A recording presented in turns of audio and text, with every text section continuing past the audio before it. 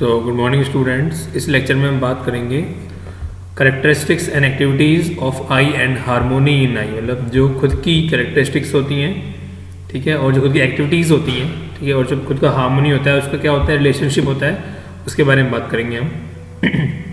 तो जो last lecture था उसके अंदर अपने लास्ट जो टॉपिक था वो था activities in the self are related, ठीक है, मतलब वो एक्टिविटीज़ जो सेल्फ में चलती हैं। तो उसका ही ब्लॉक डायग्राम जो लास्ट लेक्चर में था उसको रिपीट किया गया है यहाँ पर, उसको एक्सप्लेन किया गया बेसिकली। यहाँ पर क्या है, बेसिकली यहाँ पर आपके सामने सेल्फ और बॉडी ये दिखा रहा हूँ मैं आपको। यहाँ पर क्या है, यहाँ पर ये सेल्फ है बेसिकली, और यहाँ पर एक बॉडी है। इन दोनों के बीच में जो इन्फॉर्मेशन का क्या होता है, ट्रांसफॉर्मेशन होता है या फिर एक्सचेंज बोले, उसके बारे में बताया गया है। जैसे मैंने बताया था लास्ट लेक्चर में कि जो मतलब एक्टिविटीज़ चलती हैं ह्यूमन के अंदर, सेल्फ के अंदर, उसको 2% डिवाइड किया गया। तो पहला पावर होता है, दूसरा क्या होता है, एक्टिविटी होता है, ठीक है।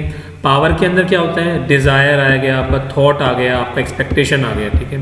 एक्टिविटीज़ में क्या हो गया, इमेजिनिंग आ गया, एनालाइजिंग आ गया और सेलेक्टिंग आ गया, ठीक है ना। डिज़ायर को भी इच्छा बोला जाता है, थॉट को विचार बोला जाता है, एक्सपेक्टेशन को आशा बोला जाता है, इमेजिंग को चित्रण बोला जाता है, एनालाइजिंग को विश्लेषण और सेलेक्टिंग या टेस्टिंग को चयन और अवसाधन बोला जाता है, ठीक है। तो नीचे बात करते हैं हम इसके अंदर क्या लिखा हुआ है इसके अंदर। So the flow today is from outside to inside. और जो फ्लो होता है, हो सकता है ये फ्लो बॉडी से सेल्फ में हो या सेल्फ से बॉडी के अंदर हो। तो जो फ्लो हमारा बॉडी से सेल्फ में हो रहा है, इसका मतलब क्या हो रहा है, ये आउटसाइड से इनसाइड जा रहा है, ठीक है ना। और जो फ्लो मेरा इनसाइड से आउटसाइड हो रहा है, इसका मतलब सेल्फ से कहाँ जा रहा है, बॉडी पे जा रहा है। तो 2 टाइप के फ्लो होते हैं बेसिकली, ठीक है। किस टाइप से होते हैं, तो वही इसमें लिखा हुआ है, the flow today is from outside to inside. तो ये एग्जांपल लेते हैं, based on sensation thoughts are set. मतलब सबसे पहले जो फ्लो अगर मान के चलते हैं कि फ्लो आउटसाइड से इनसाइड हो रहा है, तो किससे बेस्ड होता है, that is based on sensation, ठीक है। सेंसेशन पे बेस्ड होता है, और थॉट्स क्या होते हैं, सेट होते हैं वहाँ पर, ठीक है। और ये और थॉट्स पे क्या बेस्ड होता है, बेसिकली थॉट्स से हमारा बेस्ड होता है डिज़ायर्स।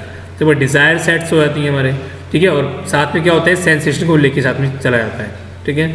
तो इसमें वही बताया गया है बेसिकली कि फ्रॉम आउटसाइड टू इनसाइड, मतलब बाहर से अंदर की तरफ जो फ्लो हो रहा है। जैसे एग्जांपल लेते हैं, आपने कार को देखा, ठीक है। पहले आपने कार को देखा, तो कार को देखने के लिए आपने क्या यूज़ किया, आपने आंखें यूज़ करी, ठीक है। उसके बाद आपने कार के बारे में सोचा। तो सबसे पहले आपने कार को देखा, देखने के लिए मतलब वो बाहर थी, आउटसाइड चीज़ हो गई बेसिकली। सबसे पहले आपने कार को देखा, ठीक है। देखने के लिए आपने अपनी आंखें यूज़ करी, फिर आपने सोचा उसको, ठीक है, यू थॉट, ठीक है ना, सोचा आपने। बेस्ड ऑन दिस थॉट्स,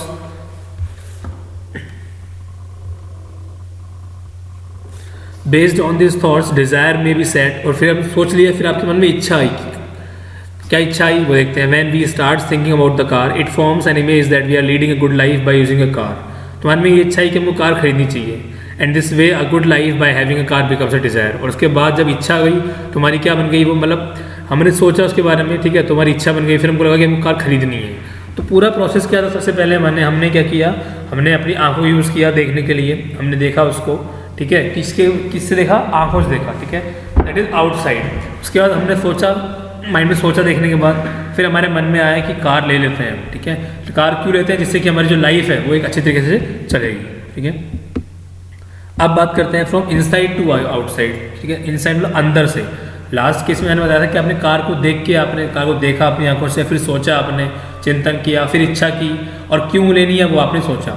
इसमें क्या है, हमने कार देखी नहीं, इसमें क्या है, हमने अंदर हमारी फीलिंग आई कि हमको कार लेनी चाहिए। क्यों लेनी चाहिए कार, वाई, तो ये है with the desire of good life by the car we start thinking about how to get the car. मतलब हमने अंदर सोचा, हमारे अंदर से फीलिंग आई, ठीक है ना। तो हमने सोचा कि हमको कार लेनी चाहिए। फिर कार लेने का ख्याल आया, तो सोचा कि कार की कॉस्ट क्या होगी, ठीक है, और कार कैसे ली जाए, ठीक है, ये सब ख्याल आए। इतना ख्याल आने के बाद ये आया, ये सिलेक्शन हमने कर लिया कि किस तरह की कार ली जाए, ठीक है। फिर हमको ये आया कि भाई शेप क्या होना चाहिए उस कार का, कलर क्या होना चाहिए, ठीक है। और उसके फाइनली हमने क्या कर ली, कार खरीद ली। तो ये फीलिंग क्या थी, ये इनसाइड से आउटसाइड जा रही थी। लास्ट केस में जो हमने बात की है वो क्या है, वो आउटसाइड से इनसाइड जा रही है, ठीक है। तो इसमें लिखा हुआ है, we make choices with the external world based on our imagination today. मतलब जो हमारी जो चॉइसेस हम बनाते हैं किससे, बाहरी संसार से, वो हमारी सारी इमेजिनेशन पर बेस्ड होती है। इमेजिनेशन को बेसिकली 3 पार्ट में डिवाइड किया गया है, या फिर कह सकते हो imagination is a mixture of desire, thoughts and expectation. This activity of imagination in I is continuous and not temporary. मतलब जो एक्टिविटी होती है इमेजिनेशन की, वो कंटिन्यूस होती है, टेम्पररी नहीं होती है।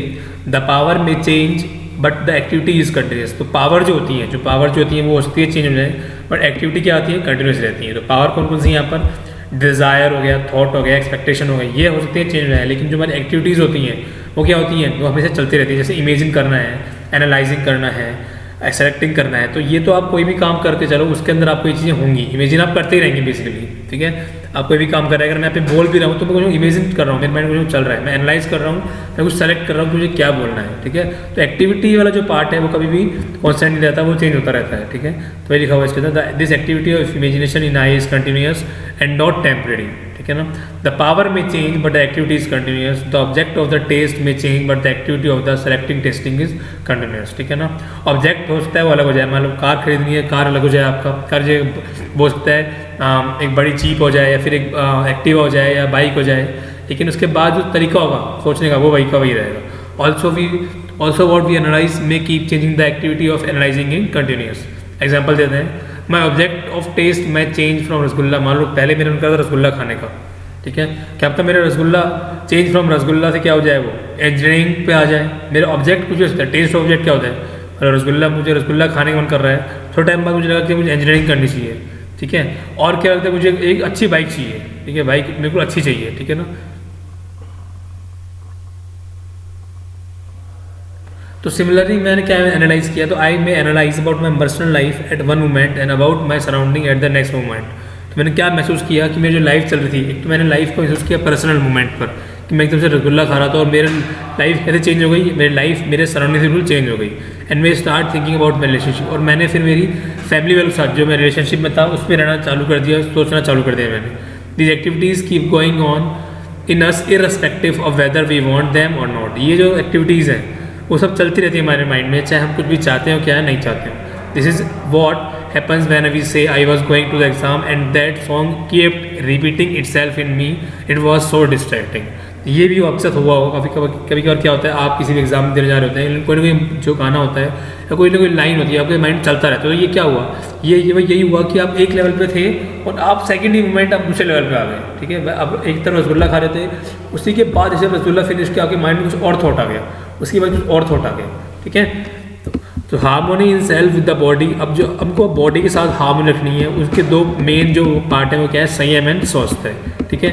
हमारी जो बॉडी है एक बहुत बड़ी सेल्फ ऑर्गेनाइज यूनिट है, क्यों उसको देखते हैं। The human body is self organized and highly sophisticated mechanism, मतलब जो ह्यूमन बॉडी होती है काफ़ी सेल्फ ऑर्गेनाइज्ड होती है, और इसके अंदर और क्या होता है, हाईली सोफिस्टिकेटेड मैकेनिज्म चलती है इसके अंदर। The body is made up several organs, जो बॉडी है उसके अंदर सारे काफ़ी सारे ऑर्गन्स होते हैं, काफ़ी ग्लैंड्स होते हैं, और ये जो पार्ट्स होते हैं काफ़ी बॉडी के जो पार्ट्स होते हैं ये एक क्लोज कोऑर्डिनेशन के अंदर होते हैं, और ये काफ़ी तरीके से अच्छे तरीके से एज ए सिंक्रोनाइजेशन के अंदर काम करते रहते हैं।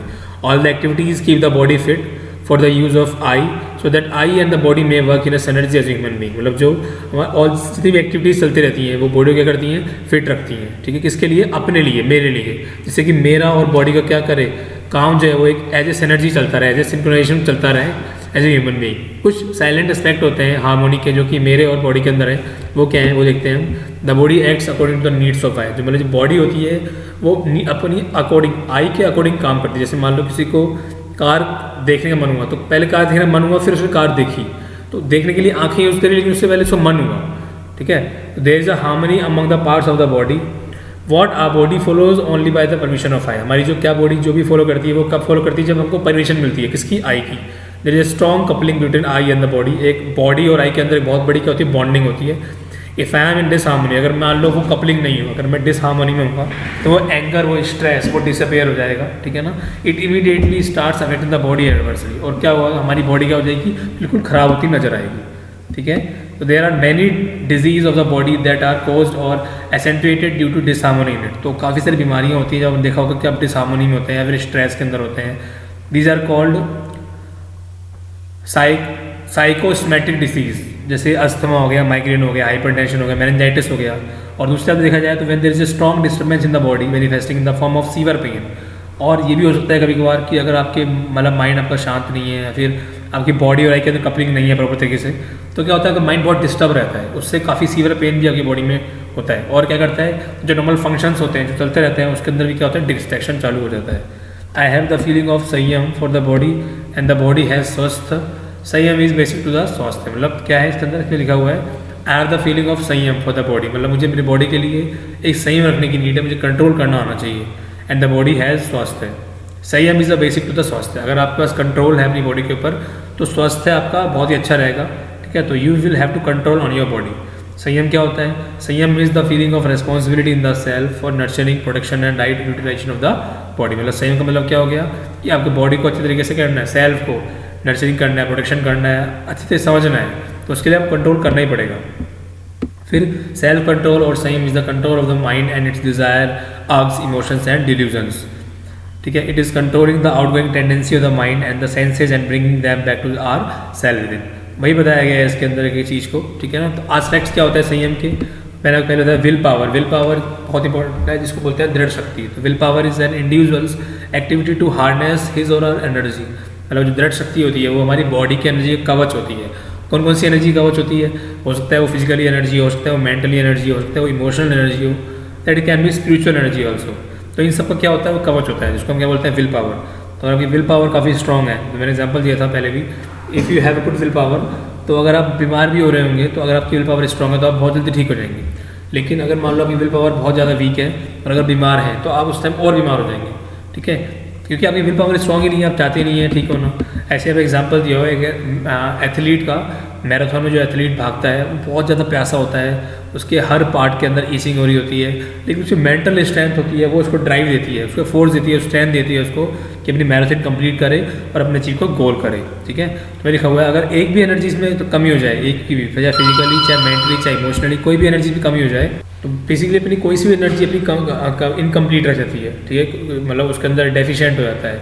तो क्या हो जाता है फिर जो हमारा प्रॉपर एक सिंक्रोनाइजेशन होता है वो धीरे धीरे कम होता जाता है। तो बेटर है कि जो सारी एनर्जी है वो एक प्रॉपर तरीके से रहें। बॉडी को अच्छी तरीके से रखने के लिए आपको अपनी बॉडी को कंट्रोल करना पड़ेगा, उसके बाद जो आपका स्वास्थ्य क्या रहेगा अच्छे से रहेगा, ठीक है। चलो मिलते हैं नेक्स्ट लेक्चर में, तब तक के लिए टेक केयर, बाय बाय।